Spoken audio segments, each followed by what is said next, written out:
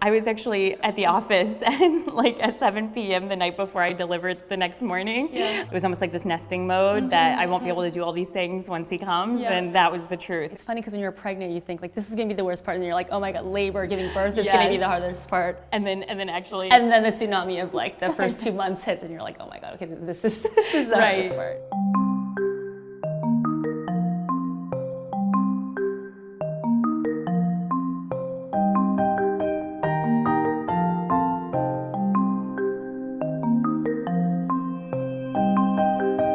My journey to pregnancy, it was just a miracle that I was able to have my baby. And I had a major surgery a year prior and wasn't sure, is this even possible? So he really does feel like a miracle, and I couldn't be sort of more passionate about what I'm building because of it. Getting pregnant was a surprise. It was unplanned. Okay. It's funny because for me, I just kept thinking like, oh, now's not a good time. I'm launching a company, right? Mm-hmm. And I was so busy that I didn't realize that I'd missed my period for 2 months. We took a pregnancy test.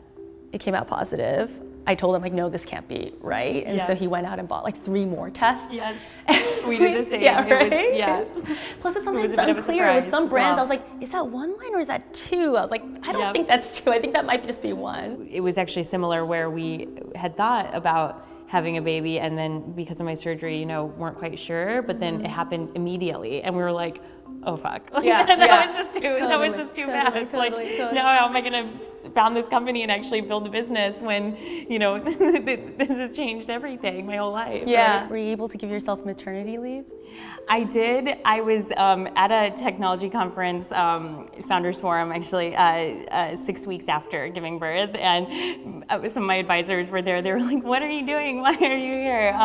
But it was so good for me because I needed to have that balance, actually.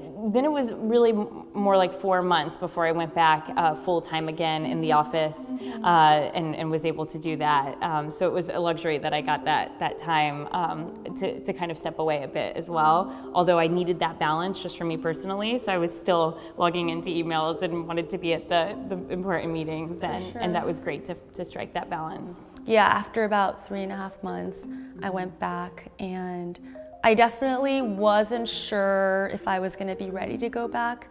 And it was hard to go back, but in a whole other way, like that morning, like getting dressed for work, stepping into an office, like having that separation, it also was like this strange, it almost, that day felt like a vacation to me. I know, And I think maternity leave also helped me develop like so much respect for the women that decide to make, being a mom their full-time role, because it is hard. Mm-hmm. What advice would you give to pregnant you if you could go back in time? I definitely would have read more books around sleeping for sure, because once we figured that bit out around that your baby really needs, this much sleep, it was a game changer, honestly, because if your baby's exhausted at all, then, that leads to being cranky, and it's just a cycle.